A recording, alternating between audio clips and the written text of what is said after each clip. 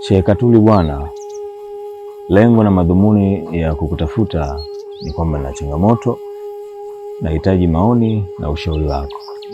Na mara nyingi ninapokuwa na shida yoyote ile, ninapokuwa na changamoto yoyote ile, basi mtu wa kwanza kumuona anakuwa ni wewe. Na sijui kwa nini, lakini labda ni kwa vile tumetoka mbali sana.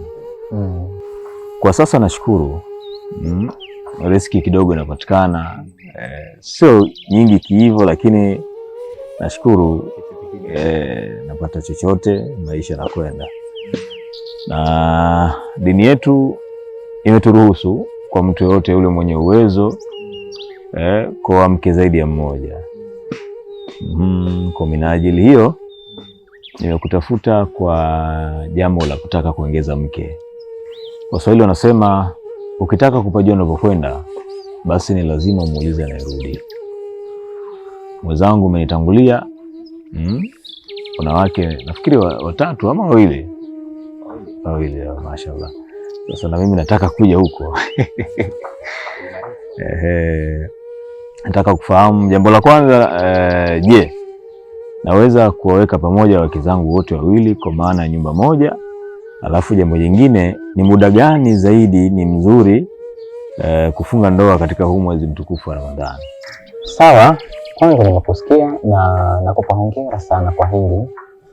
Sasa naona umekomaa kiimani rafiki yangu, kwa sababu mpaka kufika unataka kuongeza mke ni jambo kubwa sana na ni jambo adhimu.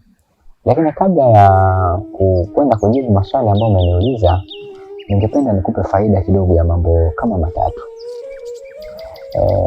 Unatarajia kwenda kuingia katika ndoa.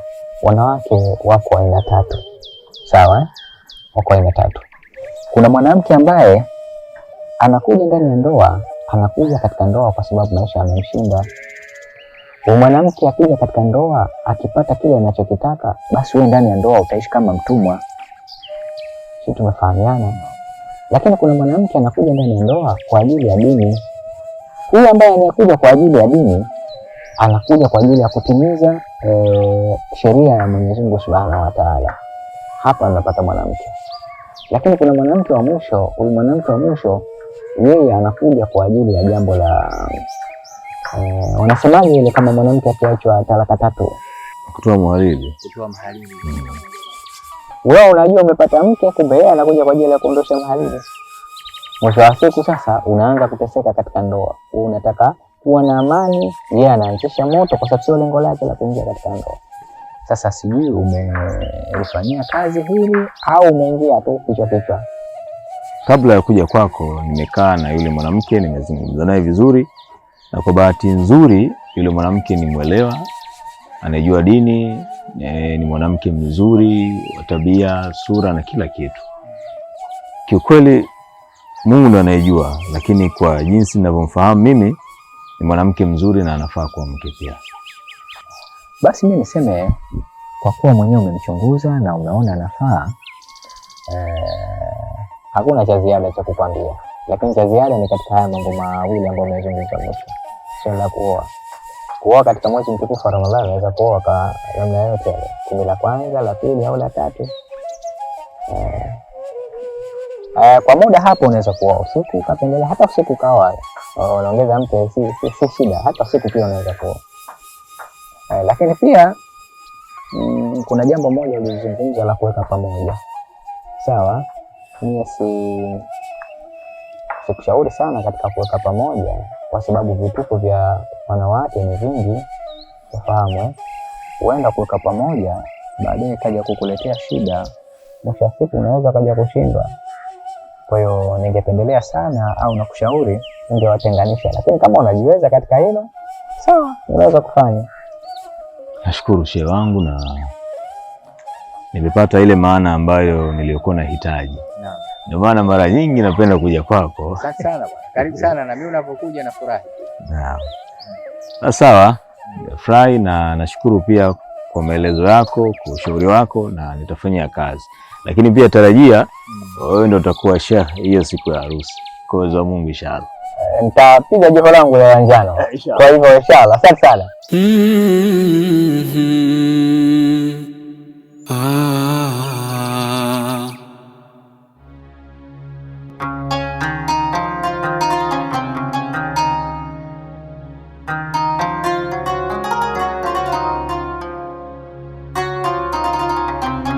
Hivi karibuni tunatarajia kuanza jambo letu. Sasa Bwana Luqman Fafa, kuna mambo mawili matatu nahitaji kukunasihi katika hili.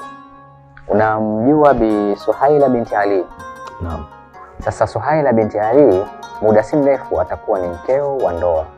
Ukaishi naye kwa wema, kwa upendo, kwa amani. Ukitokea tofauti yoyote, basi mtafute aliyokufungisha ndoa ambaye ni mimi, au wazee watafute watu wazima na uweze kuwaeleza changamoto zenu. Unifahamu? Kwa hivyo jukumu sasa la Suhaila la wazazi wake unalibeba wewe kwa sasa. Nafikiri tumefahamiana hapo. Basi inshallah, mpe mkono. Mwambie ndugu Luqman Fafa. Bwana Luqman Fafa. Sema Rabbika. Rabbika. Ninakuozesha. Ninakuozesha Suhaila binti Ali. Suhaila binti Ali. Kwa ridhaa yake. Na kwa idhini yangu. Kwa mahari mliyokubaliana. Sema ninamuoa. Namuoa Suhaila binti Ali. Suhaila binti Ali. Kwa ridhaa yake. Kwa ridhaa yake. Na kwa idhini yako. Na kwa idhini yako. Kwa mahari tuliyokubaliana. Kwa mahari tuliyokubaliana. Sema nimekubali kumuoa Suhaila binti Ali. Suhaila binti Ali. Kwa ridhaa yake. Kwa ridhaa yake. Kwa mahari tuliyokubaliana. Sema nimekuozesha. Sema nimemuoa. Nimemuoa. Al-Fatiha. Amin. Alhamdulillahi rabbil alamin, wassalatu wassalamu ala ashrafil anbiya'i wal mursalin. Allahumma ij'alna minal makburin wa la taj'alna minal mardudin wa la maghdubi ila ala dhalin. Rabbi, Mwenyezi Mungu ukape mapenzi na masikilizano na mafahamiano, ukawape riziki pana, riziki ya kudumu, na ukawape mshikamano ya Rabbi katika ndoa yao. Bifadhli subhana rabbika rabbil izzati amma yasifun, wassalamu ala al-mursalin walhamdulillahi rabbil alamin. Inshallah sasa hapa naona uanze kusaini kwanza wewe. Sehemu yako ndo hii hapa, sehemu ya mume. Sawa. Na hapa sasa wewe kuna sehemu yako mahali mwangu. Ndo walii wa ile binti. Mashaallah. Haya, kwa sasa inabidi tuondoke, tuelekee huko kwa ajili ya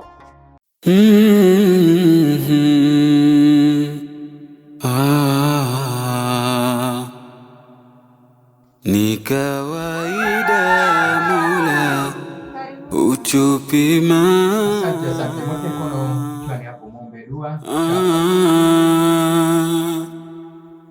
Sio kilo bali vifua vyetu. Tafadhali jamani. Ni kawaida Mola utupima.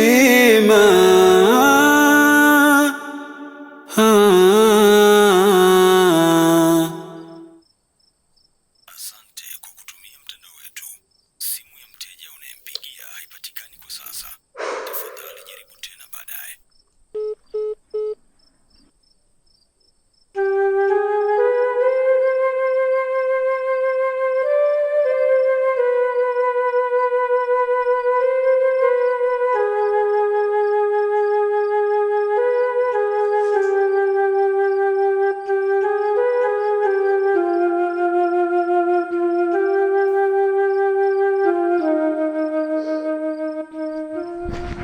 Haya, bwana mkubwa wewe.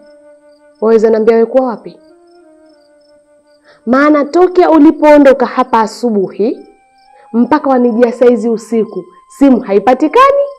Kunkua jiwe la teo kunkwenda heju warudi. Uko wapi?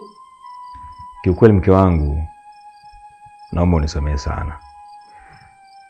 Huko nilipokwenda gari ilikuwa ni shida sana.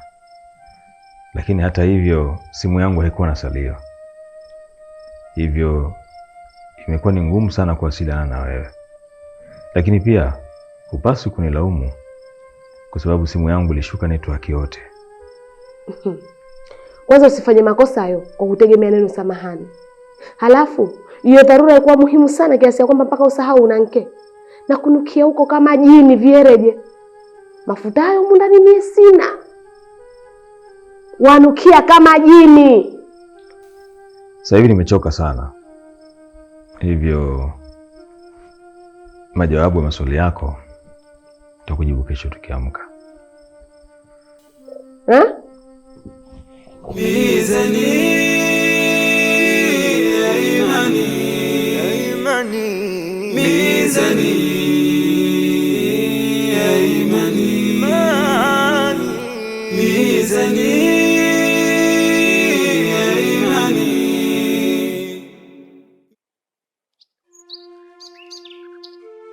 Ina maana mpaka hivi sasa huyo mkeo hujamwambia? Nilitaka sana kumwambia, lakini mama mke wangu ni mkorofi kama unavyomjua. Unafikiri ningemwambia ingekuwaje? Hata kama mwanangu ungemwambia tu, yule mke na yana haki yake. Basi sasa hivi ushamjengea mazingira chungu mzima katika akili yake. Hapo atapokuja sikia hayo masikio hayo atayapangusha, atakuja nayo hapa mkononi. Unamjua mkeo? Haya. Unajua mama, kwenye jambo hili la ukiwenza, wanawake wengi sana ukiwaambia wanakuwa wakorofi. Na wanasahau kama hii ni sunna.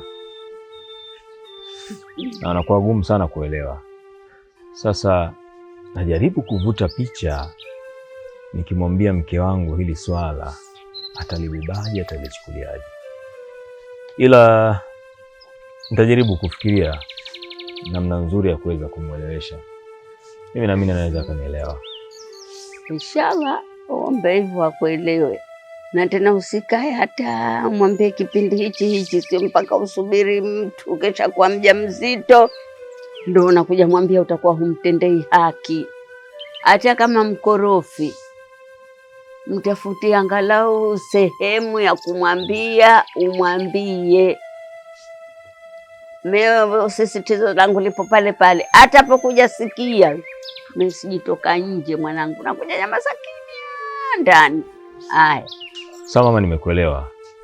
Na nitajitahidi kadiri uwezo wangu kulifanyia kazi hili kabla jambo halijaharibika. Inshallah, ombe hivyo akuelewe. Sawa, ninawahi hapo bondeni kidogo. Nipite kwa Mzee Ali, nataka nikampe mzigo wake. Haya. Karibu. Haya baba.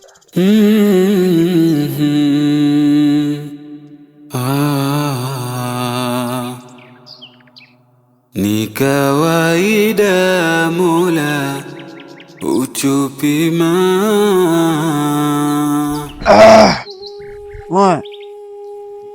Mimi nimeresi kwa fazi. Namjua mimi babako. Babako? Unamjua vizuri eh? Cheza naye sana kule juu ya meza maskani. Eti bi mkubwa anakuja anasema, sijui acha pombe. Ushikunywa pombe, unajua pombe vizuri wewe.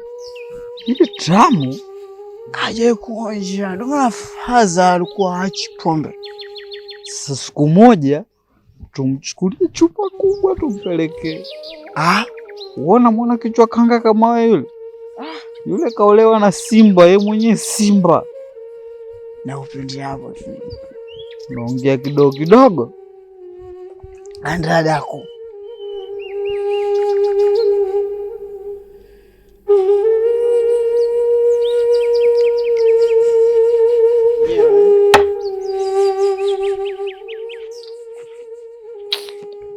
Zoea.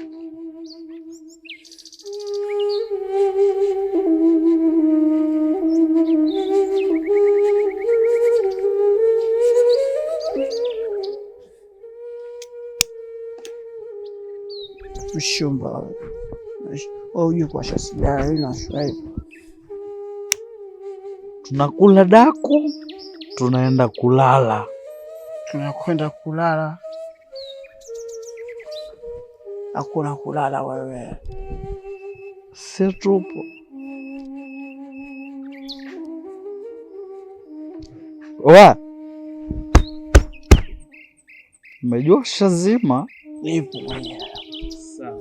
Mimi nipo. Sema unakuwa unanipa vitu jimu wewe. Usije ukazima babako aje kuaibisha pombe azimi.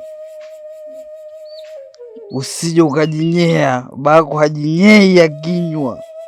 Bwana Mtume anasema albirru la yabla, albirru la yabla, wadhambu la yunsa, wadhambu la yunsa, wadayanu la yamutu, wadayanu la yamutu. I'mal ma shi'ta, I'mal ma shi'ta, kama tadinu tudanu, kama tadinu tudanu.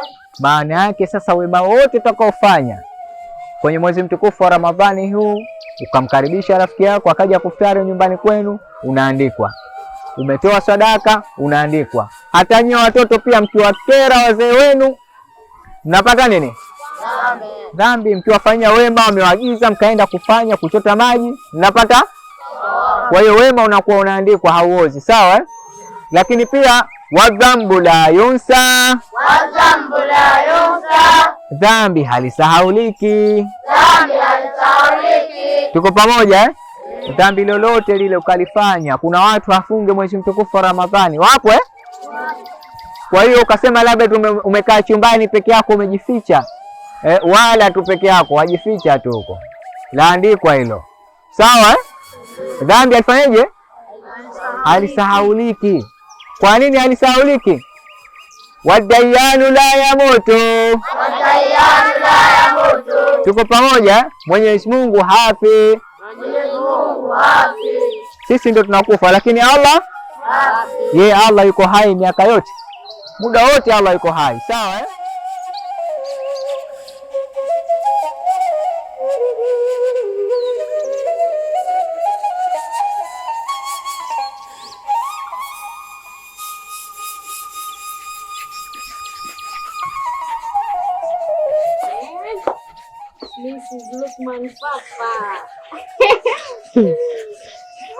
Hujambo kwanza? Jambo nzima.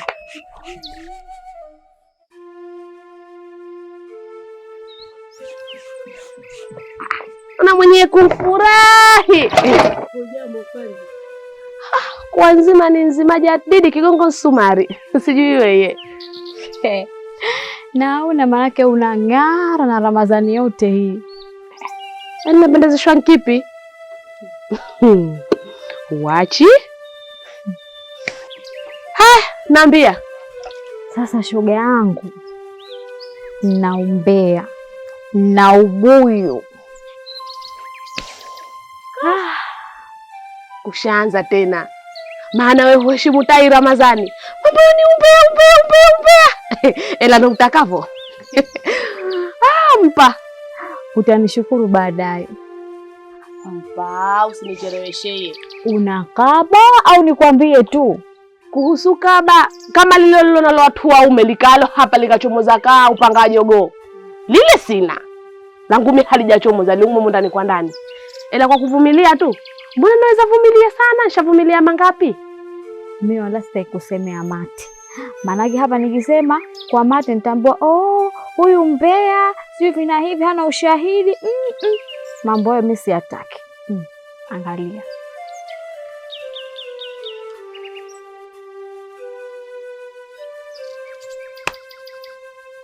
Hayo ndo alokuweko mjini sasa hivi. Maana mtaa mzima hapa wanakutizama, yule ndo mke Lukman. Si mume wangu huyu? Kankwenda oa. Ana mke mwenza shoga.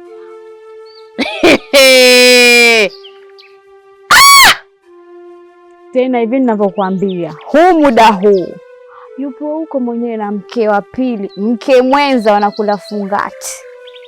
Hebu shika kwanza. Shika. Huyu mtu mume amenitafuta nini? Hichi anitafutacho hasa kitu gani? Huyu ankutafuta useme akuone mbaya. Bas, hakuna jengine. Anitafutalo hili mie nseme halafu anione mie jeuri. Kwa sababu sio kunifanyia ujinga huo. Kumbe huyu hanijui mie. Yaani Mfisa, mpeleka ndugu yangu, mpeleka, nacherewa. Nilikwambia vipi mwanzo? Mbona unataka kuniharibia sasa? Mtaka kuharibia nini? Maana kuua uweye kwa mambo kama hayo. Ilo kama laondoka likakaa kule mita 100 huwezi vumilia. Utavumiliaje ujinga huo? Nimekwambia tulia. Una kifua cha kuvumilia. Ukanambia vipi? Unacho. Sasa unaambia unaniharibia mipango yangu sasa. Mfisa. Sasa shoga yangu, subiri. Subiri wamalize hizi 7, mwenyewe mnaita fungate. Ikimaliza 7 tu nakuja kukugongea, tunaenda huko, tunaenda kulitimua vumbi. Wasemaje? Asemaje huyu? Wecho kitongo wacho akisikia, lakini hicho kitongo wacho akisikia umasikio nimo. Siku 7. Mkae siku 7 tu mimi navumilia ujinga huo. Wa siku 7 zio na kidogo sana eh? Siku 7 ya hayafantu akasahauliwa. Nakwambiaje? Mfisa huku kujuia kako. Mimi sijui anakaa wapi.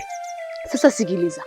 Msikiliza vizuri. Hizi siku 7 usemazo mie mkae mvumilie, halafu anze kuchunguza.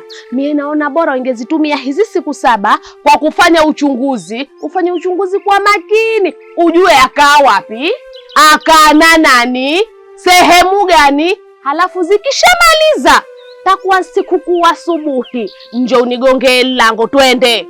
Sasa shoga yangu, kuhusu hilo najua mimi mambo yangu yananyoka. Kuhusu hilo usijali. Hapa umefika. Najua hasa wewe huna ubabaishaji. Sasa kwenye hili nataka usiwe mbabaishaji kweli kweli. Ikimaliza 7 twende. Sasa wewe ndo Mrs. Lukman. Shoga yangu, kwa heri. Ramadhani njema, wenyewe nasema Ramadhani Karim. Wanijejea? Kumbe mtu mume hanijui mie. Hajui kama mie ndo naomba kibendera. Sasa mwaka huu atakiwa na kibendera kitakapopeperuka. Na nitaka kipeperusha kweli kweli.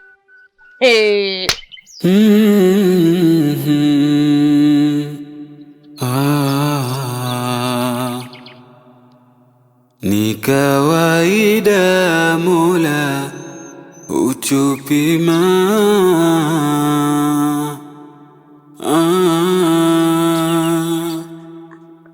sio kilo bali vifua vyetu.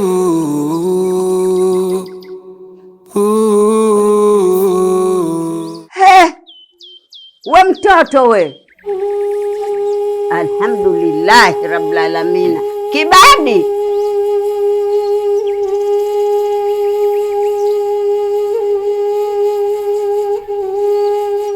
Unajua wewe ushakuwa mtu mzima. Ayono yafanya yana mwelekeo na wewe yayo. Nikuwa mimi na njaa mpaka sasa basi jikoni kalala paka. We mwanangu, astaghfirullah, mtoto vibaya we. Hiyo hali yako mwanangu ulio ya ukubwa huo inapaswa ufunge. Sasa utaki kufunga, unakunywa maji, una taibu, unataki sisi. Sasa bibi mkubwa, unajua mimi hali yangu nilikuja nayo jana, mimi nilikuwa nimelewa kule, nimeletwa hapa, mimi sasa hivi afu ananiambia nifunge vipi na mimi nimeamka na njaa sasa. Sasa hayo mimi yananihusu nini? Inachotakiwa wewe ushakuwa mtu mzima, uzingatie haya wanaofanya watu. Humu ndani nje ufunge, wewe si mdogo tena. Nyinyi ndio watu wazima mnatakiwa mfunge, mimi siwezi kufunga bibi mkubwa, tumbo langu haliwezi kuhimili njaa bibi mkubwa bwana, mpaka sasa jikoni kalala paka, mimi nafanyaje sasa? Kuna ujana ya kuwa usifunge, aloambiwa asifunge mtoto. Nyinyi bibi mkubwa ndio watu wazima mnahimili kufunga, mimi siwezi kufunga bwana bibi mkubwa, nafunga vipi sasa mimi bwana, mimi msela. Una adabu kweli we na kupotofu wako. Wewe ushapotokewa, ushalaniwa we, mesipiki. Mimi na njaa sasa, mimi nitakula wapi sasa wakati wewe mama yangu nataka unishe? Wewe una adabu kweli wewe, kafiri unusu wewe. Wewe mtu binadamu gani wewe?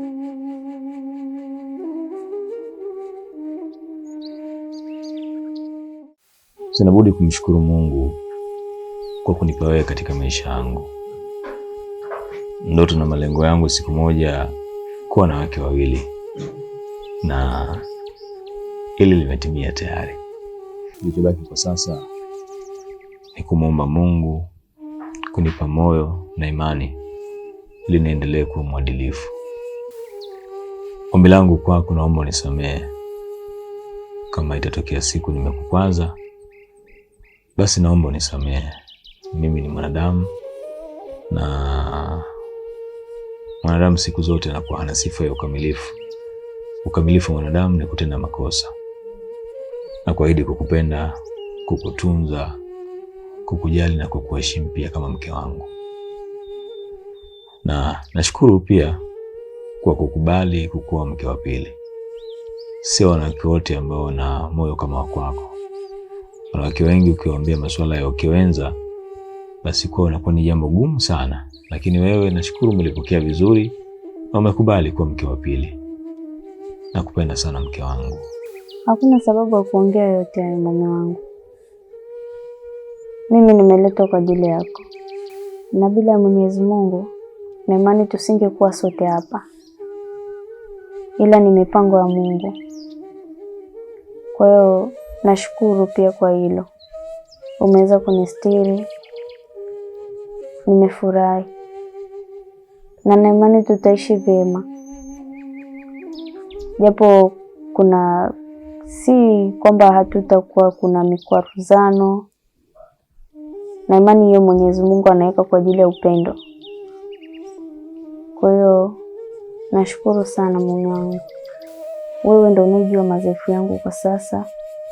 Kwa hiyo na imani ninaye mtu sahihi. Asante mke wangu, nafurahi. Uzuri wa sura yako, roho yako, upole wako, nadiriki kusema ndio kitu pekee ambacho kinanipa nguvu na imani ya kuendelea kukupenda zaidi. Nakupenda sana. Nakupenda pia mume wangu.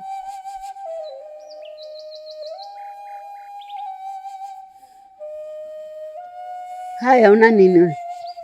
Ulovundisha mashavu hivyo na kununa, una nini? Nina njaa. Una njaa? Una miaka mingapi we? 12. Mwanangu, wewe hiyo miaka 12 inatakiwa ufunge mwezi mzima wa Ramadhani wote. Ramadhani ndo kwanza mwanangu, unasema una njaa saa hizi. Mwanangu we. Haya, nenda hapo dukani ukamwambia huyo muuza duka akupe mchele robo, uje ukoroge uji hapo. Hicho kijungu unachokiona hicho sio cha kwako, humo wenzio hawa wenyewe ndo wadogo hawa walokuwa hawajafikia umri wa funga. Wewe jituzima saa hizi si vizuri.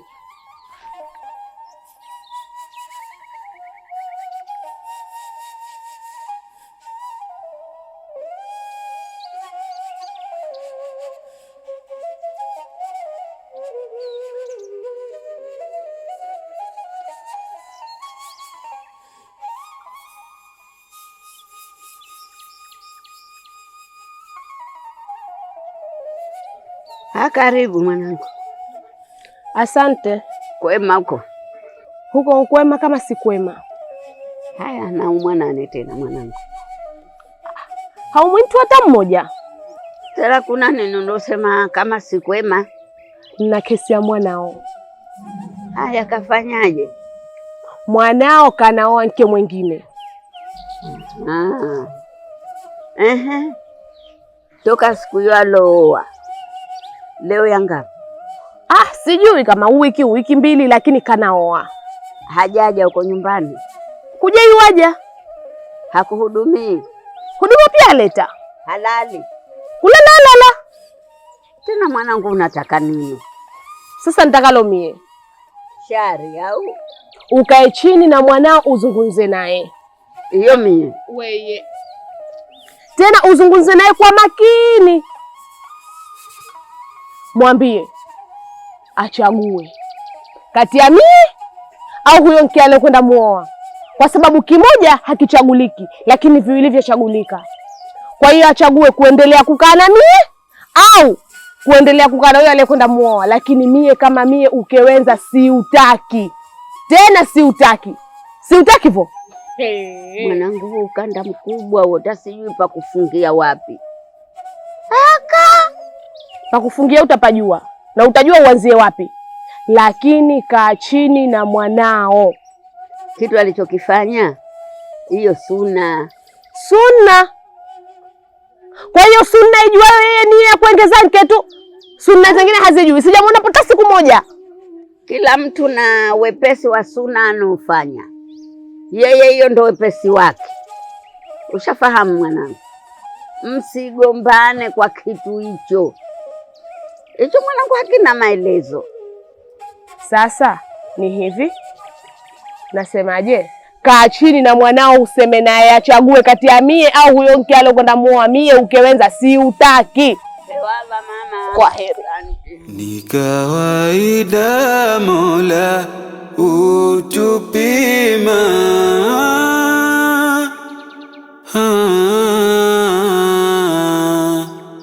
sio kilo bali vifua vyetu. Hili bao leo ukinifunga hili nitakuheshimu sana. Ukanifunga bao hili? Tutaona hapa. Kwani kuna tatizo? Wewe unataka ubishani? Twende na mchezo. Hebu zuia simu. Akinifunga hili unampa hiyo. Hakika. Babu vipi unaweza? Wewe unanichukuliaje? Twende na mchezo babu. Uma. Wana fomu zako huko uje upige watu huko. Sukuma wewe. Mbona upeleka mchezo hivi wewe? Weka kete yangu hapo, mbona kunibia?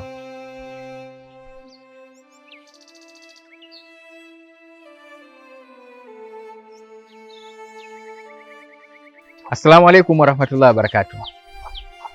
Assalamu alaikum. Wa alaikum salam. Vipi hali zenu?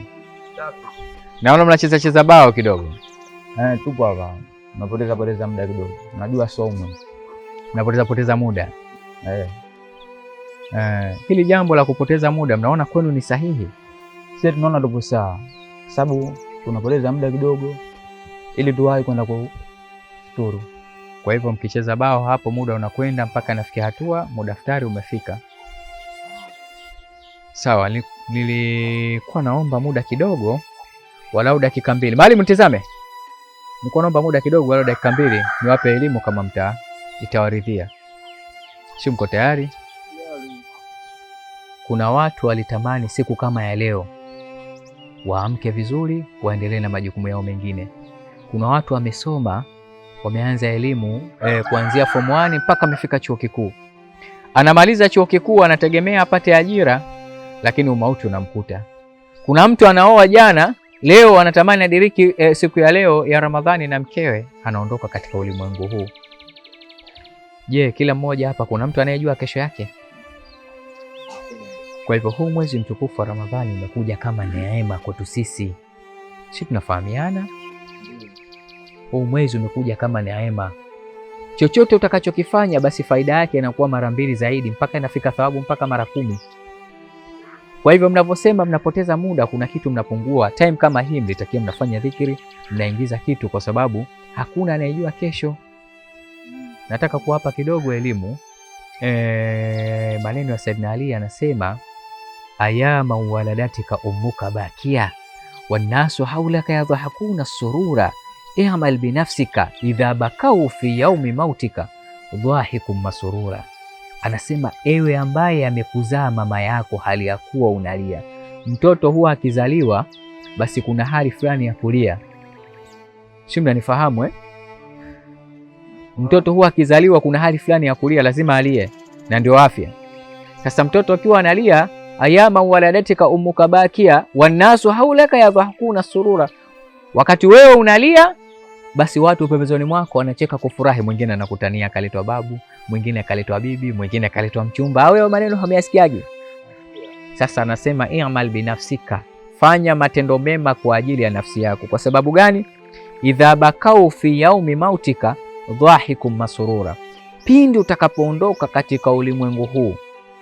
Lakini angalia maneno yalivyokuwa makali, anasema i'mal binafsika, fanya matendo mema kwa ajili ya nafsi yako. Kwa sababu gani? Idha bakau fi yaumi mautika dhahikum masurura, pindi watakapolia siku ya kuondoka kwako, dhahikum masurura, basi wewe unacheka na kufurahi kutokana na zile amali njema ulizozifanya. Shikilia maneno mawili. Mtoto akizaliwa analia, watu wanafurahi kupatikana kwake. Lakini akiondoka katika ulimwengu huu wakati watu wanalia, kitendo cha kufurahi unakitengeneza wewe mwenyewe. Nafasi unayo kwa wakati huu. Kila mmoja aitengeneze nafsi yake kwa ajili ya kesho, kwa sababu hakuna anayejua kesho. Si tuko pamoja? Unazaliwa, unakuwa, lakini unaishi hali ya kuwa hujui kwamba hatima yako ikoje. Kwa hivyo ningependa huu mwezi mtukufu wa Ramadhani tutumie vilivyo ili tuweze kupata faida, kwa sababu mwalimu anakufa, tajiri anakufa, maskini anakufa, kila mmoja anakufa. Lakini malengo ya kifo sasa, ili tuende tukalipo yale ambayo tuliyafanya. Je, kuna mtu ambaye toka alipozaliwa mpaka leo anajua kitu gani alichokifanya kwa ajili ya Mwenyezi Mungu? Basi nisiwasumbue sana, mimi nafikiri nimeeleweka. Alisani wal hali afsahu min lisani almakali, ulimi wa matendo ni bora kuliko wa maneno. Naomba Mwenyezi Mungu ajalie nyote tukutane kesho inshallah tukiwa tuna furaha. Tuseme Allahumma amin. Amin inshallah, tutaona. Sawa Kwa hivyo inshallah mimi acha niwaache. Ningependa tuhudhurie katika darasa, niwakute darasani kule. Sasa kuna darasa inaendelea na mimi na darasa baadaye jioni pale. Kwa hivyo ningefurahi sana mwalimu wangu nikikuta nyote kwa pamoja. Sawa Basi asante tukijaliwa.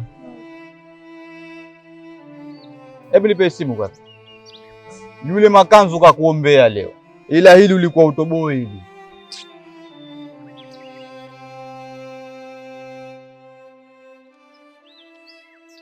Halo, mnakuja saa ngapi huko? Sawa, basi muwahi, nataka kuwatembeza kidogo. Na pia nimeshaongea na shemeji yenu, inabidi muftari huku. Haya sawa, mfanye muwahi basi. Sawa. Mizani ya imani,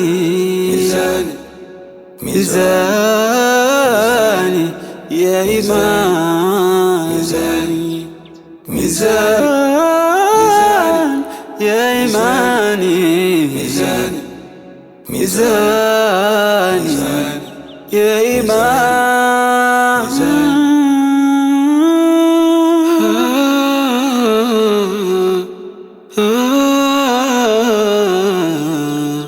Asalamu alaykum. Habari za saizi?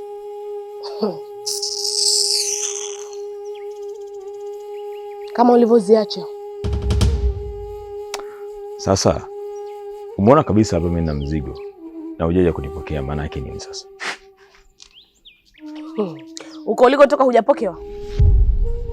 Na kuuliza huko ulikotoka kwa mke mwenzangu hujapokewa? Washtuka nini? Ukifikiria sitajua Sasa kwa taarifa hiyo najua kila kitu. Upo? Halafu wewe mtu mume wangu nitafuta nini mie? Hicho unitafutacho hasa kitu gani? Niseme unione mbaya? Niseme unione mejeuri?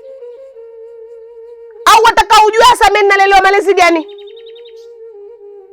Kasoro yangu mimi kitu gani? Sikupiki ukala ukashiba? Kuntoka hapa kita kwatu kungo na chukua ntunge kumweka ndani. Wataka nitoe siri? Wataka nsambaze sasa nseme mtanzima ajue kama naomba asema. Lukmani wanitafuta. Lukmani wanitafuta tena utanipata. Aliyekwambia mimi nitaka mke mwenza Hassan nani? Aliyekwambia mimi nitaka Saidi wa majukumu nani? Majukumu yangu nayaweza. Tena nayaweza vizuri sana. Sasa kutoka sasa hivi, hiyo akilio nataka ikae vizuri na ikae sawa, ijue, ichague. Maana vilivyochagulika kati ya mie au huyo mwanamke uliokwenda mweka ndani. Uchague kitu hichi kimoja. Lakini mie kama mie kukaa na mke mwenza sitaki. Sio wanisikia? Na usipotaka, nisikiliza vizuri. Usipotaka, usipofanya chaguo, ukasema sote ili utubakishe, basi uhakikishe hii nyumba uiona hii Isi kunijenga kwa nguvuzo. Sijasaidia changa, tufali wala gari ya mawe. Sijasaidia chochote humu. Basi hii nyumba yataka kuwakia moto. Ukiingia humu ndani watakaona moto wa kuwakia, hutakipata raha ya kula. Hutakipata raha ya kulala, kuingia wala kutoka. Muda wote ni hivi. Mpaka uchague kitu kimoja. Wanisikia eh? Wenda wapi? Wanizarau? Sasa kushanichomoa. Tena kushanichomoa. Maana haiwezekani kwamba mie majukumu yangu nayafanya vizuri, nayatekeleza vizuri, tena kwa wakati wenda toka utokako wenda wanke mwingine.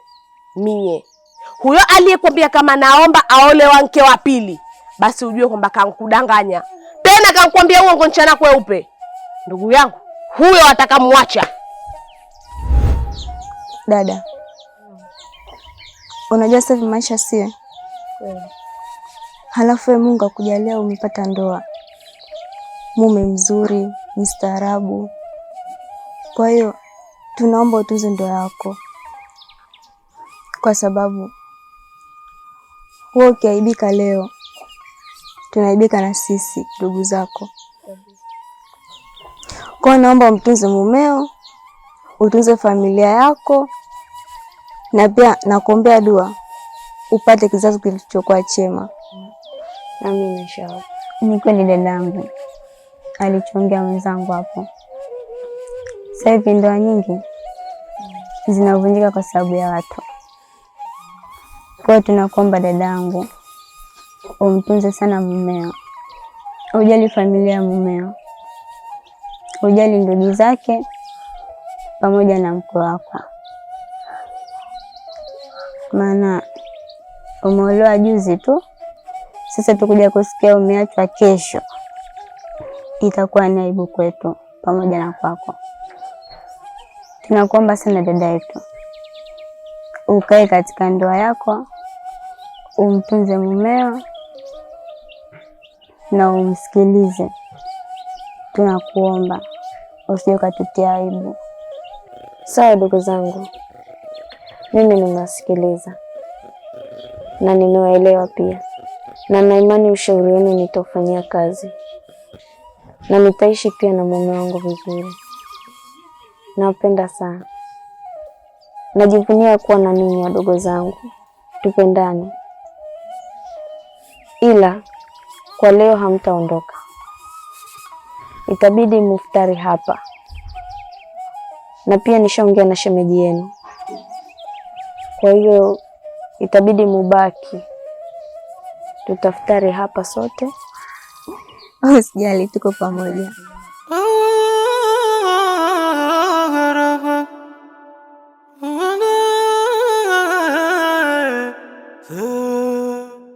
Na mama, nimetikia wito nilokutia mwanangu kuhusu huyo kakako hapa mtaani.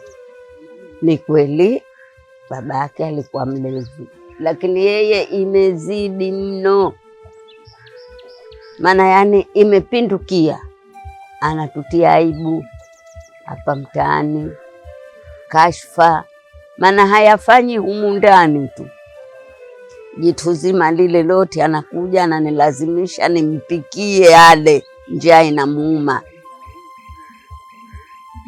Sasa kuwa isitoshe humo nje utamkuta huko kule kakutikana na mua, anapita akatafuna. Mesalamu zinanijia, roho inaniuma, kwa sababu mimi binadamu na kile changu. Yeye baba yake alikuwa anakunywa, yeye yule hanywi, anakoga mwanangu, anakoga. Mimi na shaka yule anapika yeye mwenyewe, maana toka anakiteleka chungu au sijui anapikia nini mpaka anaipua. Kiukweli mama, huo ni mtihani na ni msiba, na sijajua kwa nini katika familia yetu mara nyingi yanatokea haya matukio. Watu wanakuwa walevi, wahuni. Ni aibu kwetu, kwa familia na hata ukoo wetu. Ila mimi naamini ipo siku atabadilika na kumrudia Mwenyezi Mungu. Nakumbuka marehemu baba naye alikuwa hivi hivi, lakini ilifika wakati akabadilika, akawa mwema kabisa. Mungu amlaze mahali pema baba. Na hakuna mwanadamu asielewa, hakuna mwanadamu asiyesikia. Nitajaribu kukaa naye chini, kuzungumza naye. Huenda hajui anachokifanya, na imani kubwa nikikaa naye chini basi atanielewa na atakuwa katika njia iliyonyooka. Mimi nitajitahidi kumwombea dua, lakini pia kila tukikaa tumwombee dua kwa pamoja ili aweze kubadilika kaka. Hakuna mwanadamu asiyeweza kubadilika na hakuna dhambi isiyosameheka. Tumwombee dua, atabadilika na hivyo siku utakuja kushangaa. Usichoke mama, ndio nao kuna jinsi. Basi inshallah, maana aibu naona haya vibastola bubu vimenitosha kila unapopita. Mama yake huyo mzee wake havidati hivyo, nanyoshewa tu.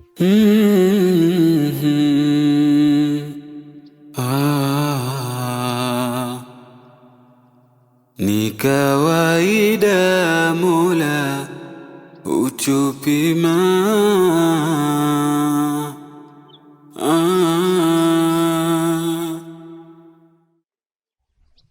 Shem, vipi? Mbona unatukia huku peke yako? Why? Kwanza achana nayo. Afadhali nilipokuona hapa nje ni shemeji yangu. Wajua mimi nina matatizo Kule nyumbani nina matatizo yashanifika hapa. Ndugu huyo kankwenda ni ole anke mwingine. Kama lombo kama mimi nataka anke mwenza. Kwani hivi ukinitizama sasa shemeji yangu mimi nina kasoro gani? Shemeji umeumbika vizuri sana tu. Mungu mashaallah. Mashaallah. Sasa kwani niakenda kwa anke mwingine? Na haya matatizo nishayapeleka mpaka kwenu. Lakini mamako naona yapuuzia. Sasa nilivyokutana nawe hapa nataka nikutume. Nenda kakae na ndugu huyo useme naye.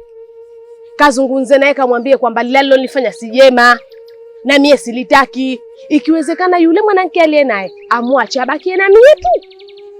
Hebu nisaidia kwa hilo shemeji yangu. Kwanza nimeshanikira. Akaoa mke wa pili hajanialika harusi yake. Sasa kwanza mimi naye tutatambuana huko. Alafu sijali. Yes, kaoa mke wa pili. Na wewe tafuta mume huyu wa pili. Na wewe unaoa mume wa pili. Mnakuwa wewe na mke wawili. Na wewe unakuwa na wanaume hao wawili. Teach for that. Hakuna sio kabisa. Unaona wazo langu? Mimi na akili. Kweli naziona hasa akili unazo. Sasa hapo nitatambuana naye. Yule anajifanya mdogo wangu. Anajifanya yeye mtu mzima kuliko mimi. Mke wa pili mimi hajanalika. Mpisha hapo njia nimpite. Wewe shamtulia. Nda zako. Nenda. Mwambie hasira naye. Amemwambia hajanalika.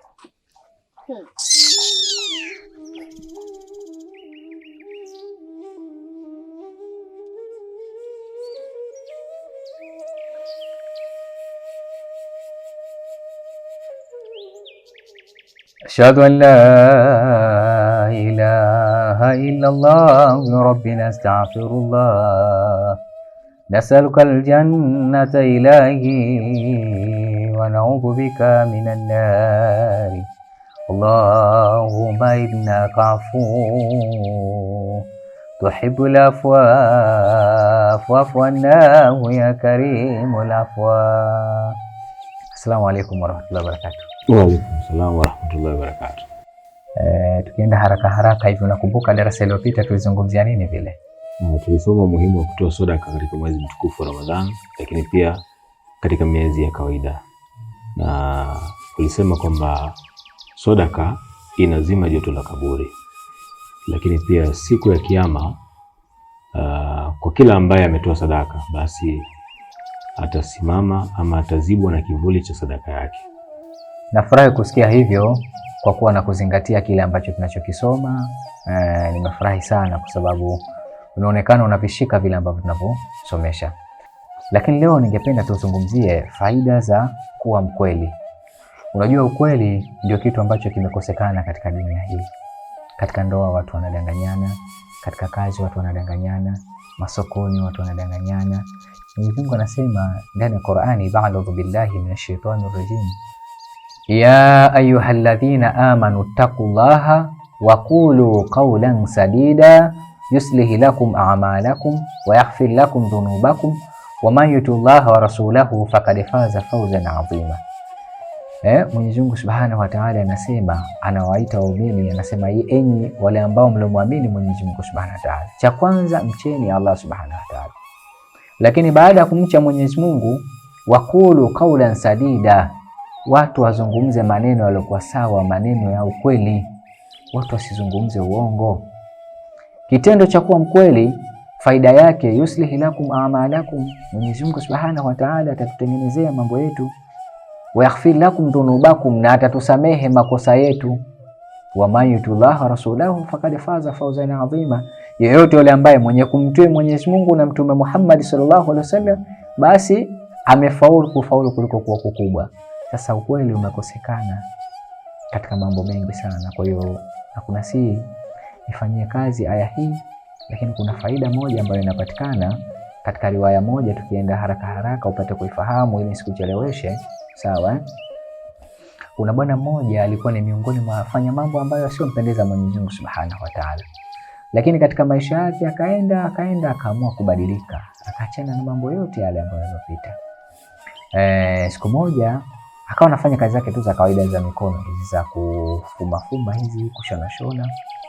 Wakati yupo nyumbani kwake, akatokewa na bwana mmoja ambaye alikuwa mwizi akikimbizwa na watu. Sisi tunafahamiana. Sasa yule mwizi wakati anakimbizwa, wale wanaomkimbiza wameshika mapanga wanataka kumuua. Akakimbilia ndani kwa yule bwana. Angalia sasa kilichotokea, faida za kuwa mkweli. Alipoingia ndani pale kama kawaida, hata salamu hakuitoa. Akakaribishwa pale ndani. Karibishwa, akatoa jambo lake haraka. Nimekuja mzee wangu, naomba unisaidie, nakimbizwa mimi na mapanga na hivi, sina kwa kukimbilia, naomba unihifadhi. Yule mzee akamwambia sawa, hakuna shida. Unataka nikuhifadhi? Basi ingia hapo. Akafunua kama mfano wake kama kikapu vile kilifunikwa pale. Akamwambia ingia hapo, kulikuwa kuna shimo. Alafu baadaye akafunika na kile kikapu. Sasa wakati ashaingia pale, ghafla wale mabwana akatokea.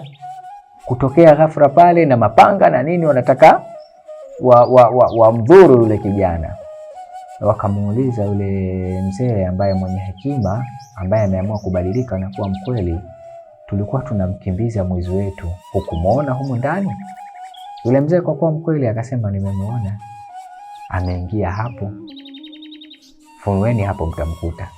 Lakini kwa kuwa watu wamezoea uongo, wakaona lile ni la uongo, wakaamua kuondoka. Kwa hiyo yule amenusurika kwa sababu ya ukweli. Kwa hivyo hapa tujifunze, ukiwa mkweli utakuwa huru, na ukiwa mkweli kuna faida unayoipata. Watu leo wamezoea ukweli ndio uongo, uongo ndio ukweli.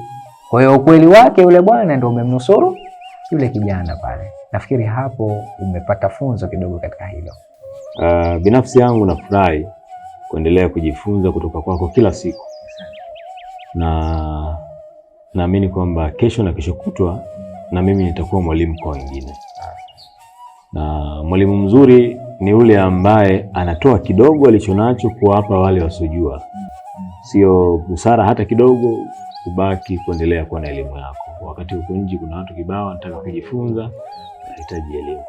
Sasa Sheikh, kiukweli Sheikh Twalib, nafurahi na kila siku naendelea kuwa bora kwa sababu yako.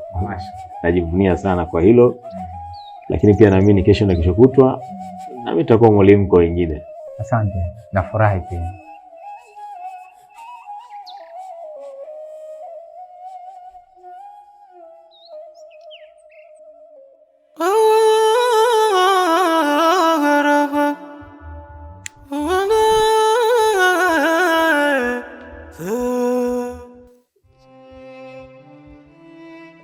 Baba, huoni aibu? Kila mtu anayepita hapa na kuangalia wewe unavuta sigara, hasa katika huu mwezi mtukufu wa Ramadhani. At least na angalau ungeenda kujificha, alafu ukavuta hiyo sigara yako, kuliko kukaa hapa mbele ya hadhara. Kila anopita, watoto, watu wazima, watu wanakuangalia wewe tu unavuta sigara. Wewe ni mtu mzima, sio kila jambo uambiwe. Wewe kuna mambo mengine ni kujiambia mwenyewe. Tulia mwanangu, hii sigara ina madini fulani hivi inaniingiza mimi babako, ili ipate nguvu ya kwenda kukutafutia wewe nguo ya sikukuu. Mwanangu, kesho kutwa sikukuu, nikiwa sina nguvu hutovaa nguo. Kwa hiyo niache mimi nivute sigara ili mimi nipate nguvu nikununulie wewe nguo ya sikukuu. Nyanyuka hapo, nenda nyumbani nisubirie. Nitakuletea nini? Pesa baadaye utaenda kununua kama urojo, kachori. Nenda nyumbani nisubirie. Neema ya uhai uliopewa, je, matumizi yake ndiyo haya? Neema ya uhai. Habari yako? Salama. Unakaa kwa wapi? Naishi hapa.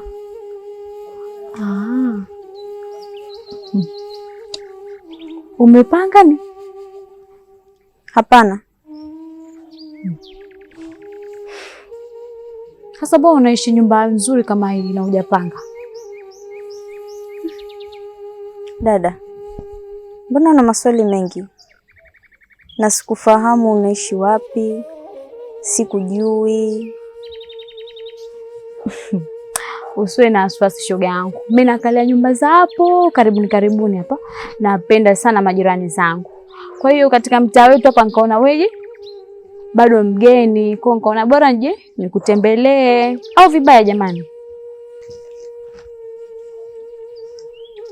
Umeolewa? Ndiyo, nimeolewa. Mashallah, bado mdogo alafu umeolewa. Amekuoa nani? Lukman. Lukman.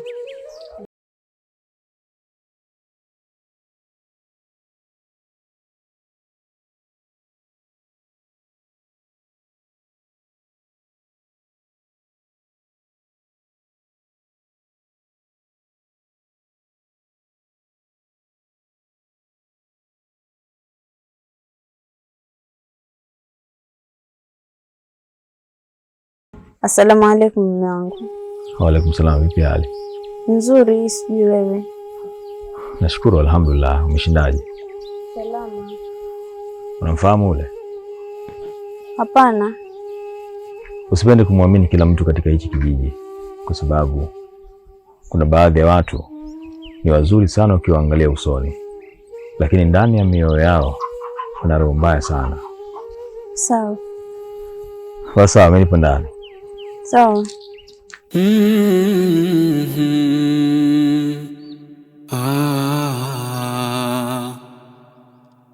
Ni kawaida Mola hutupima.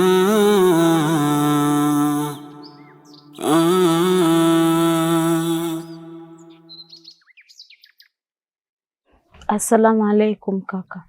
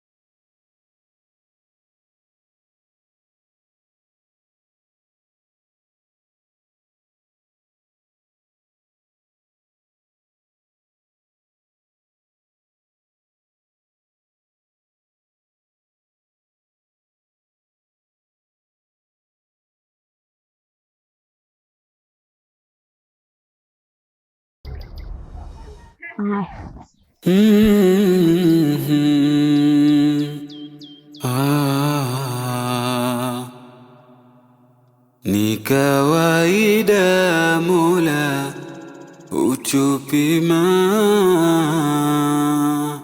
Bibi we, mbona hujanipa tena mrejesho wowote? We kunikalia kimya tu, mimi sijui kiendeleacho chochote.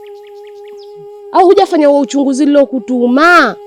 Shoga yangu, mimi nishafanya uchunguzi wangu na ushakamilika, na ninapajua mpaka anapoishi, anakula nini, anavaa nini, anatoka muda gani, nishajua.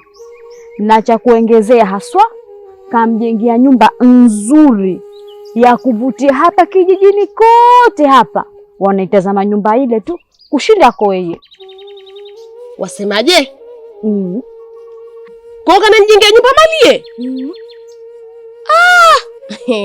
Sasa huku nkuvuka mipaka. Ukisikia kunchezea simba kiuno ndiko huku.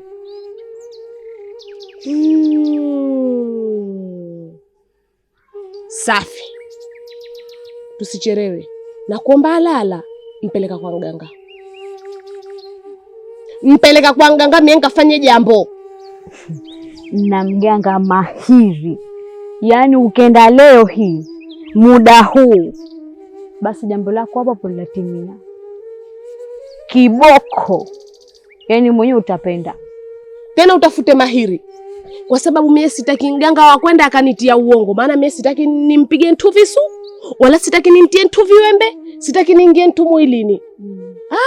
Kama wale wafanya wengine. Maana nasikia watu watiana visu tu siku hizi. Sasa mimi hayo sitaki niafikie. Nitakacho mganga akanifanyie kazi yangu kinaga ubaga. Ndani nje, nje ndani. Basi shoga yangu usijali. Mimi mambo yangu anaenda hivi, yananyooka. Nikisema hapa udundwe, unadundwa. Kwa hiyo usijali hasa kuhusu hilo. Ikiwezekana leo twende. Usijali shoga yangu, niachie mimi kiboko yao. Unanijua mimi vizuri. Kwa hiyo nitakuendeshea mambo yangu, utafurahi. Roho burdan kabisa. Nakuaminia.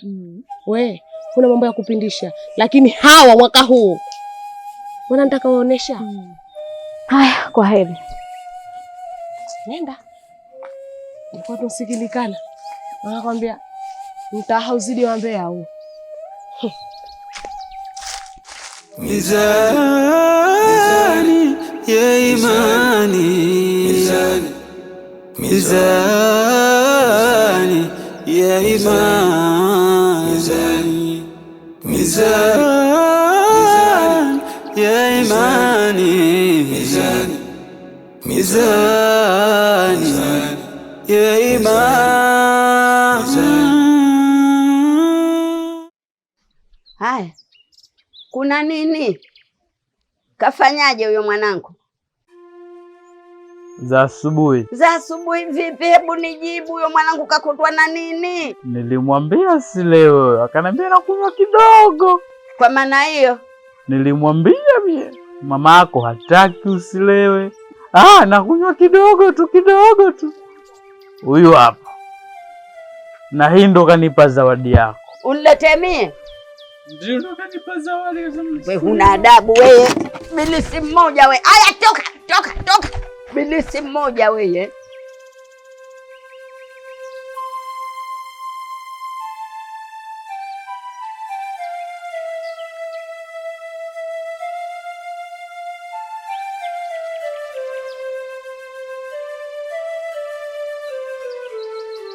Yaani mtoto huyu wewe kila siku nikuzae wewe tu kwa uchungu. Unaona yono yafanya mimi naona vizuri.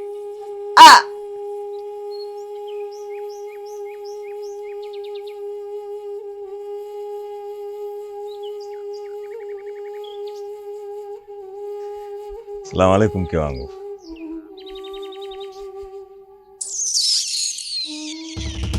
Sasa hizi muulize Jogo wale wahi kuanka akachelewa kufungua lango.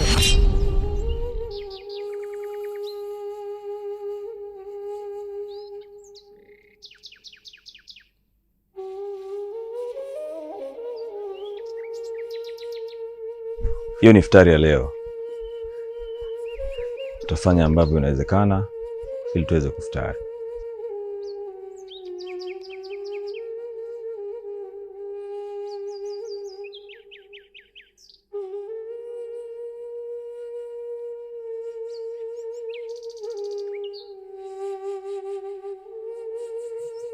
Wanitafuta nseme.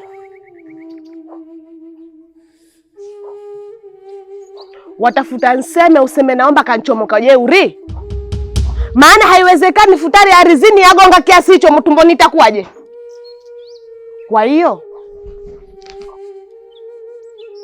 wewe hujaona futari nyingine zaidi ya hii?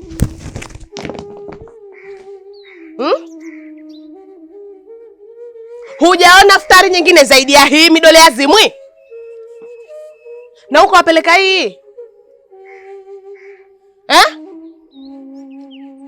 Na huko kwa King'asi Tichu wapeleka hii? Haiwezekani. Si kweli. Huu ni uongo. Mie kushazoea unifanye mie kama sungura kila siku Kwa sababu kwa inawezekana kwa wapeleka futari nzuri. Tena nzuri hasa penye vichapati, penye vitambi, penye vijugu mawe, penye vitobosha wapeleka. Lakini mie sungura ndo aniletea midole ya zimwi kila siku. Basi hii mihogo ingeikamilisha. Lakini waniletea mihogo kigogo. Haina dagaa, haina nazi, haina hata kiufupi, hainukuta. Wewe kunikusudia nini? Huyo sungura akipelekewa mihogo apelekewa na majani.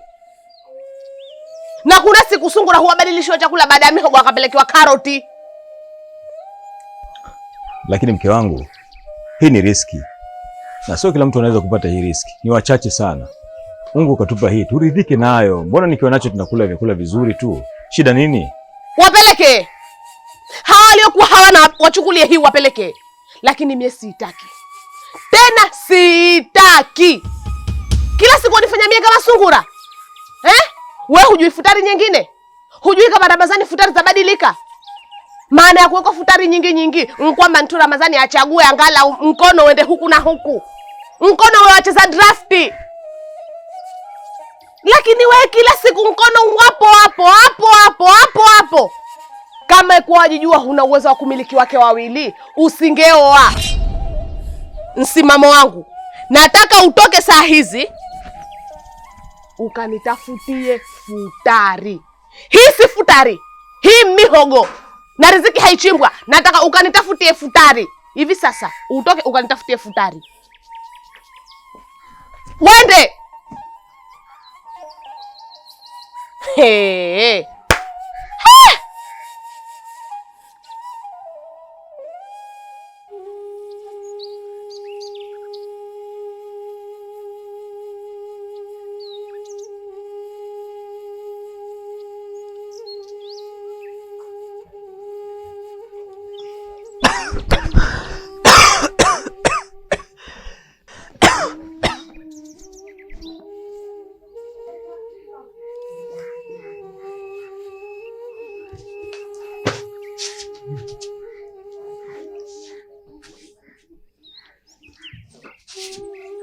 Hivi mwanangu, nikuulize, hivyo ndo unaona raha? Unanidhalilisha. Mimi ni mama yako. Basi angalau 10 nisikilize, angalau 1. Wewe ushakuwa mtu mzima, si wa kufanya hayo. Aibu uko nje, unatufedhehesha. Maana unifedheheshi mimi peke yangu, unatufedhehesha sote jamii nzima. Hivyo ndio unaona uzuri mwenyewe? Unaona sawa? Unaletwa kwa majera, utafikiri umegongwa na gari uko njiani, kumbe ulevi. Nikwambie 10 usisikilize, lakini japo 1, mimi ndo mama yako. Huna jinsi. Niwe mbaya niwe mzuri, mimi ndo mama yako. Ruka ukae, mimi ndo nilokuzaa. Au labda unataka wende ukanunue wale walobandikwa kule njiani, wanonywele ndefu. Hawi hata siku moja. Utakuwa umenunua tu mdodi unachezea, lakini mama mimi. Sawa mama, nimekuelewa. Mwanangu wewe, hebu rudi tena, tubu kwa Mungu wako.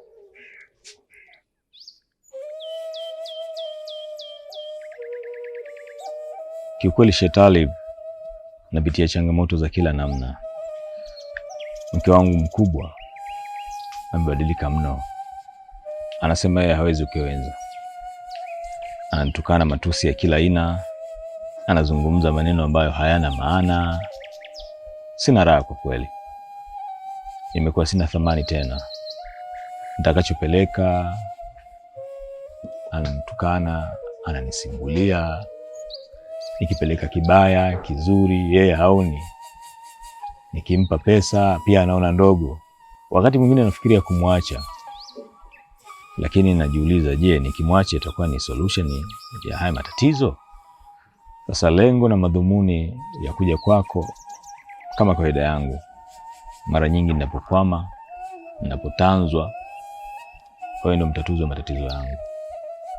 Naomba unisaidie mawazo, maarifa, ushauri, fikra, maoni, ili angalau nipate amani ya moyo wangu. Kwanza nikupe pole sana kwa changamoto ambazo unazozipitia. Lakini pia nakupongeza kwa kusubiri toka wakati huo mpaka leo. Ukavumilia mpaka leo umenifuata hapa. Changamoto kama hizo zipo. Na wewe sio wa kwanza kupitia katika changamoto hizo. Hata Mwenyezi Mungu Subhanahu wa Ta'ala anasema ndani ya Qur'ani, wala nabluwannakum bi shay'in min al-khawfi wal-ju'i ila akhir al-aya. Mtajaribiwa kupungukiwa na mali, kufiliwa na mambo tofauti tofauti. Lakini mwisho wa aya akasema, wabashiri sabirin humul faizun.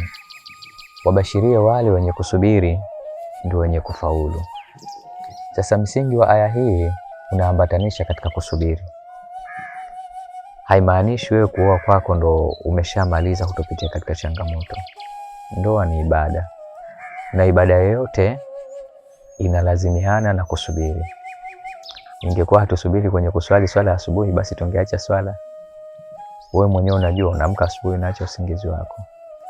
Na pia hata katika jambo la ndoa, kila mmoja amezaliwa na hulka yake. Unafahamu? Hamwezi mkawa sawa tabia. Yaani yeye akawa tabia yake ni sawa na wewe. Sisi tumefahamiana Kwa hivyo lazima tusubiri katika jambo hilo. Lakini pia kuna kisa kimoja cha al-Imamu Abu Hanifa. Imamu Abu Hanifa alikuwa na mke, lakini mke huyu alikuwa ni miongoni mwa wake ambao wenye kumsumbua sana kipindi hicho. Na alikuwa akimpa vikwazo vingi sana. Kuna wakati mpaka anamtolea maneno makali, hajali, anafanyia visa, vituko. Siku moja mwanafunzi wake alimfuata, akamuuliza, Imamu, nimekuja kwako, nataka kukuuliza swali. Mbona huyu mkeo anakufanyia visa tofauti tofauti, anakufanyia mauvi, anakufanyia vitimbwi, lakini hujawahi kuchukua action yoyote, yani hujaamua jambo lolote lile tofauti na vile anavyokufanyia? Akamwambia, mke wangu amenizalia watoto, ananilelea watoto wangu, lakini pia hichi ambacho nimekipata ni mtihani kutoka kwa Mwenyezi Mungu Subhanahu wa Ta'ala. Kwa hivyo kama ni mtihani lazima nilazimiane nao mimi. Siwezi nikasema niache. Hii ni ibada. Kila mmoja alishangaa kutokana na kile ambacho amekijibu al-Imamu Abu Hanifa. Na baada ya muda kadhaa mkewe akabadilika, akawa ni mwenye tabia nzuri tofauti na ile tabia ambayo alikuwa nayo zamani.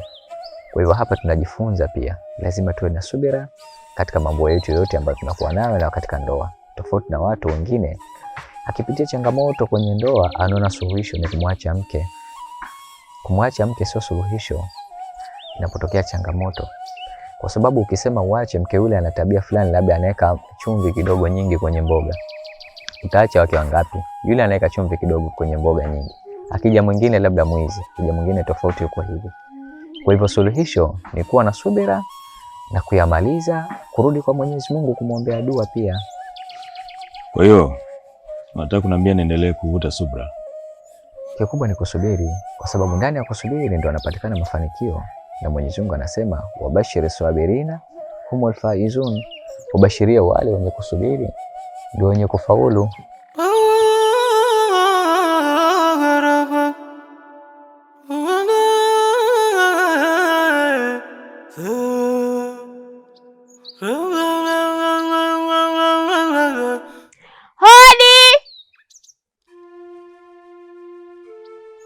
Hodi! Karibu.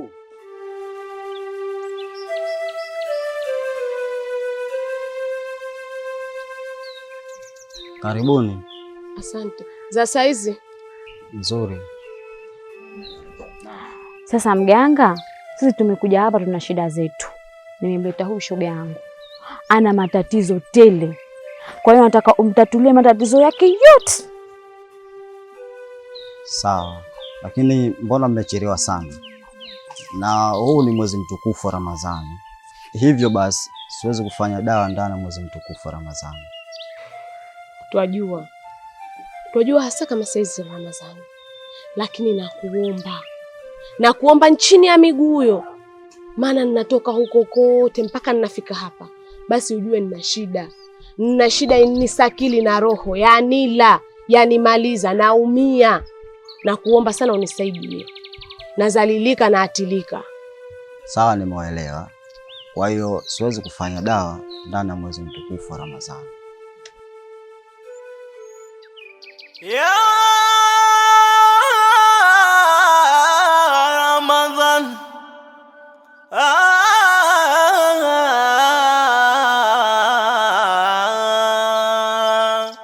tuifungeni sote silamu Ramadhan. Kiukweli ustazi, nimekuja hapa kwako, kuna mambo mengi sana nimeyafanya huko nyuma, na nimekuja hapa kwako kutaka kujua, je, mimi nipo katika kundi gani? Nipo kwenye kundi walioangamia au nipo kwenye kundi lipi? Sababu mambo niliyofanya huko nyuma naona mpaka aibu, kuingia hata msikitini. Inamaanisha unataka kurudi kwa Mwenyezi Mungu? Ndio. Uachane na yote ambayo uliyafanya? Ndio. Kwanza nikupongeze kwa hatua ambayo unaichukua. Ni hatua nzuri sana, kwa sababu kitendo cha kuacha yote na kuamua kurudi kwa Mwenyezi Mungu ni miongoni mwa mambo yalikuwa bora sana. Lakini pia usikate tamaa kutokana na hilo, kwa sababu Mungu anasema ndani ya Qur'ani, baada a'udhu billahi minashaitanir rajim, bismillahir rahmanir rahim, qul ya ibadi alladhina asrafu ala anfusihim la taqnatu min rahmatillahi inna Allaha yaghfiru dhunuba jamia. Mwenyezi Mungu Subhanahu wa Ta'ala anasema kumwambia mtume wake Bwana Mtume sallam, Bwana Mtume ni mkhatabu, mwenye kuhutubiwa, akiambiwa yeye ndio tumeambiwa sisi. Waambie wale waja wako ambao walokata tamaa kutafuta msamaha wa Mwenyezi Mungu. Wale ambao wote walofanya makosa wakafanya hiyo, wakakata tamaa kutafuta msamaha wa Mwenyezi Mungu. La taqnatu min rahmatullahi, msikate tamaa kutafuta msamaha wa Mwenyezi Mungu, kwa sababu inna Allaha yaghfiru dhunuba jamia, hakika Mwenyezi Mungu anasamehe makosa yote. Sisi tuko pamoja, lakini kwa yule mwenye kutaka kusamehewa. Kwa hivyo hatua ambayo umeamua ni miongoni mwa hatua zilizokuwa nzuri sana. Umefahamu si hatua mbaya. Na kupongeza kwa hilo, na usikate tamaa, msamaha wako unakubalika mbele za Mwenyezi Mungu Subhanahu wa Ta'ala. Hata miongoni mwa riwaya moja inazungumzia yule bwana ambaye alikuwa muuaji mkubwa, alikuwa anafanya makosa makubwa sana ya kuua. Yeye aliwaua watu 99. Alipokwenda kwa mtawa mmoja ampe fatwa juu ya lile, kutokana na uchache wa elimu wa yule mtawa, akamwambia hawezi kusamehewa kutokana na kile ambacho alichokifanya. Si unanifahamu? Basi yule bwana akamalizia na yule akawa 100. Kwa hivyo akawa ameua watu 100. Angalia kosa la kuwa lilivyokuwa kubwa. Lakini hakuacha kuitafuta kheri, akaendelea kuulizia na akaelekezwa kwa mwanachuoni mmoja. Alipokwenda kwa mwanachuoni huyo, mwanachuoni yule akamwelekeza kwamba atasamehewa dhambi zote, hilo linawezekana. Kwa hivyo mwanachuoni yule akamwambia kwanza ahame katika ile sehemu, aelekee katika kijiji kingine. Alipohama kutoka katika kijiji kile kuelekea katika kijiji kingine, mwisho wa riwaya inaonekana yule bwana alikufa, aliondoka, moto ukamkuta. Kwa malaika wawili wakawa wanagombea, malaika wa kheri na malaika wa adhabu. Lakini mwisho wa siku malaika wa adhabu wakashindwa na malaika wa kheri, kwa sababu alitembea kipande kikubwa sana cha kwenda kutafuta kheri. Kwa hiyo wewe ni kwa Mwenyezi Mungu ni bora zaidi. Kwa pamoja Kwa mimi nafikiri kwa riwaya hii inatufundisha kwanza tusikate tamaa, kuomba msamaha au kutafuta radhi za Allah, kila makosa yanasamehewa. Lakini pia inatufundisha pia riwaya hii pale unapoamua kubadilika, basi pia hata marafiki pia ubadilishe. Kutoka sehemu moja kwenda sehemu nyingine ni kubadilisha pia hata wale wanaoishi nao. Unafahamu, kubadilisha marafiki na watu wengine, basi mambo yatakuwa mazuri. Nafikiri umenielewa. Basi inshallah leo tukijaliwa nitakuja katika darasa zako na nitakusikiliza na nitakuwa nipo pamoja na wewe inshallah. Asante, nashukuru. Lakini ukumbuke na nywele hizo unyoe bwana. Inshallah nitazikata, nitapiga upara mzito sana hapa.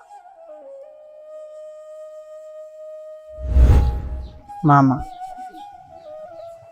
ndugu wangu, dhumuni la kikao hichi nimeamua kubadilika sasa hivi. Nimeamua kuwa mtu sahihi katika familia yangu.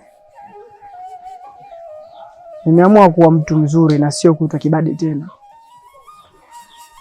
Kila ninapopita maneno yamekuwa mengi. Nasemwa sana mitaani kutokana na tabia zangu ambazo niko nazo. Lakini yote nimeamua kubadilika. Mama, naomba unisamehe kwa yale yote ambayo nimekufanyia. Kwa ubaya wote ambao mimi nimetenda kwako. Naomba unisamehe mama yangu. Mimi ni binadamu na hakuna mkamilifu katika hii dunia. Umefundishwa au ridhaa kutoka moyoni kwako? Ni mimi mwenyewe nimeamua kubadilika na hakuna mtu yote ambaye amenishawishi. Nimekaa kitako nikafikiria kwamba haya yote ambayo nafanya, ipo siku nitarudi kwa Mungu wangu na nitahukumiwa kwa kila jambo ambalo nimelifanya katika hii dunia. Naomba unisamehe mama yangu, hakika wewe ndio pepo yangu. Kama umeamua kutubu, basi naomba utubu kweli. Shafahamu, maana Mungu hataniwi, anaijua mpaka siri yako. Unataka kufanya kesho, yeye anaielewa. Si tupo hapa mimi na mwenzangu utuambie kwa nyuso hizi, halafu nyuma ufanye yale yale. Tafadhali bwana, umerudi rudi, uwe mtoto wa kweli. Na mimi nishukuru, alhamdulillah, mwanangu kaelimika. Brother, mimi nikupongeze kwa uamuzi ambao umechukua na kuamua kuwa mwema. Sio wote ambao wanafanya maamuzi kama ya kwako. Ni uamuzi wenye hekima, busara na maarifa ya ndani. Hongera pia kwa kuchagua njia iliyonyooka, njia ambayo kila binadamu aliye bora, binadamu aliye kamili angependa kusimama, angependa kuishi katika maamuzi hayo na katika njia hiyo. Tuendako ni mbali sana. Dunia ni mapito. Kuna leo na kesho. Leo umeamka mzima, kesho unaamka marehemu, kesho unaamka unaumwa. Sasa ni vyema umejitambua mwanzo, umejitambua mapema na umeamua kufanya maamuzi mazuri. Mungu wetu ni mwingi wa kusamehe na mwenye kurehemu. Mungu wetu hata ufanye makosa mara 10, mara 100, mara milioni, basi atakusamehe. Sasa sio busara kurudi kule ambapo hakukuwa sawa kwako ama hakukuwa sahihi kwako. Umeamua kubadilika, basi badilika moja kwa moja. Mimi wakati nishaamua kubadilika, mdogo wangu wakati nipo naye atanifundisha mambo mengi sana kuhusu dini yetu. Kwa hiyo mdogo wangu, kuna ile kanzu ambayo nakuwa napenda kuivaa sana.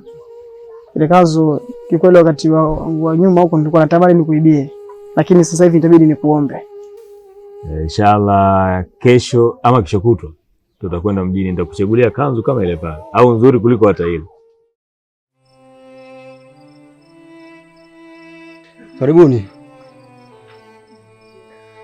Sasa mganga, sisi tumekuja hapa, mimi na shoga yangu huyo ana matatizo tele, Kwa hiyo nataka umsaidie matatizo yake yote. Nimewacha ganga tele huko, lakini nimekufuata wewe, nakuja wewe ndo kiboko. Kwa hiyo nataka umsaidie matatizo yake yote, umsaidie, umtatulie haswa. Hamna shida, umefika kwa mganga.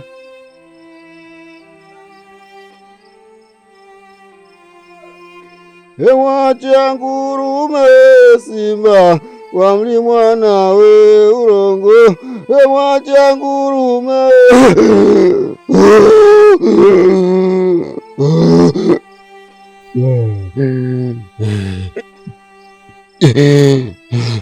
mimi shida za kesho sijua. Sio tako peke yako. Tawire baba, Tawire umo. Kwa hilo matatizo umefika kwa fundi.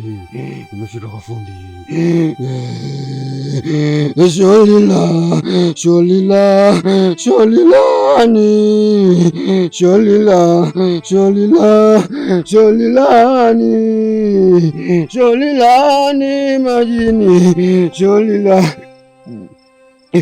Naomba useme shida zako zote humu.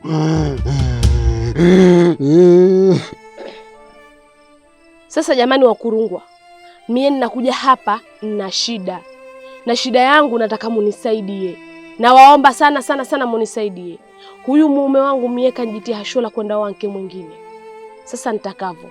Huyu mke aliyekwenda muoa awe chizi, awe kichaa, apite majani humo kina akiokota makopo, akiokota mavyakula kina akila, asijue mtu, asijue kitu. Na chengine, nataka mume wangu anipende mie peke yangu, asimpende mtu mwingine yoyote, mwanamke yoyote mwingine asimpende. Si wa kumuona, si wa kunsikia, si wa kuhadisiwa, wala si wa kuambiwa. Na ikiwezekana haswa, nataka ile nyumba basi aiandike kwa jina langu kukikucha tu. Anite anambie mke wangu nyumba na kuandikia wewe. Hayo ndio nitakayo, naomba sana munisaidie.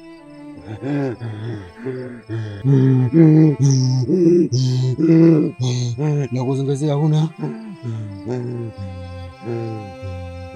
Shika usiogope. Mimi ninachotaka shoga yangu amdhibiti mumewe, asiwe na mwanamke wowote yule wa nje.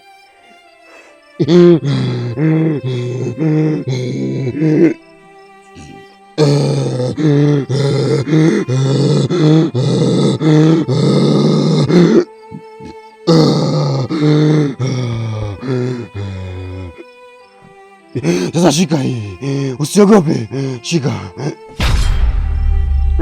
hiyo. Unanisikia? Nenda keke chini ya mto ya mumeo anaolalia. Na hiyo kavunje chini ya nyumba ya mke mwezio. Saa ngapi? Ndote nini nasoro mganga nae mganga jiganga mnaweza kwenda fundi nasoro mganga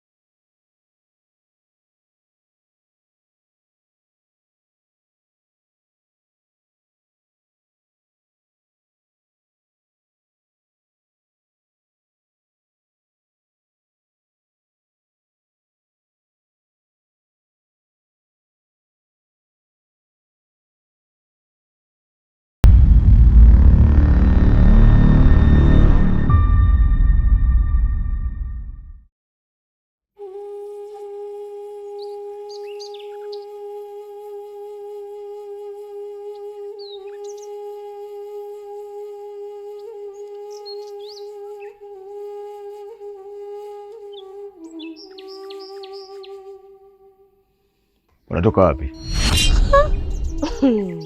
Haya Viereje, toka lini mimi na wewe kuulizana pa kutoka? Maana ukiingia waingia, ukitoka watoka. Kama uliokuwa waingia chooni, uko chooni ukiingia wakumbuka kusoma dua. Ukwage mimi Viereje, akisha kuaga yonke mwenzangu tu yatosha. Mimi na wewe Viereje, paka namua. Mimi ni mumeo, lazima nikuulize. Kwa hiyo kama umuume wewe mbona huniagi? Mimi na tabia kuagana inaanza lini? Natoka dukani. Dukani? Duka lipi? We hasa unagubu eh? Duka lipi kwamba hapa ndani hujui kama duka mmoja tu? Kwa Sinepo.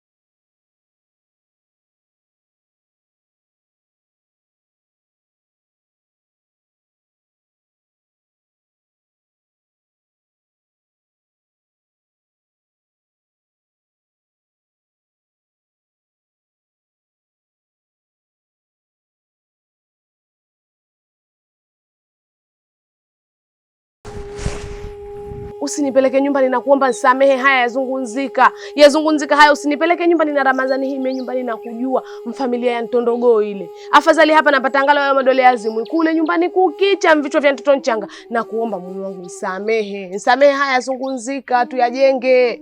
Ingelikuwa nalijua hilo, usingefanya ushirikina ambao umeufanya. Nilikuwa na mtu wa maana sana. Lakini kumbe ni mchawi. Mungu wangu, lakini kupitikiwa kuko. Shetani tu kanipitia huyu. Tulani bilisi, a'udhu billahi minashaitani rajim. Tulani bilisi. Usinipotezee muda tafadhali. Ingia ndani, chukua nguo zako uondoke. Ondoka bwana. Ni kawaida Mola utupima,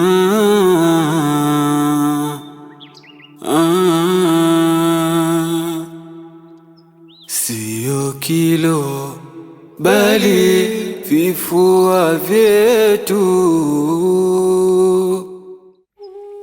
Uhai ndio zawadi pekee ambayo thamani yake haipimiki kwenye mizani yoyote ile. Kukosea ni jambo la kwanza, lakini kutubia baada ya makosa ni jambo la pili ambalo kwa sasa ndiyo stahiki yangu. Najutia kwa kila nukta ya kosa nililowahi kulifanya. Natamani mishale ya nyakati irudi nyuma ili nisawazishe makosa yangu. Nisamehe sana Mungu wangu. Mja wako ni dhaifu mno. Hakika sina uwezo wa kuzimudu adhabu zako. Leo natubia huku nikitaraji msamaha kutoka kwako Mola wangu. Asante kwa kuniongoa.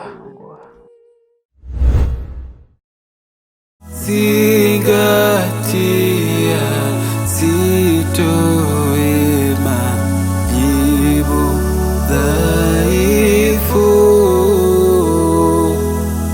Mizani ya imani ikawa pungufu. Mizani ya imani, mizani ya imani, mizani ya imani, mizani ya imani.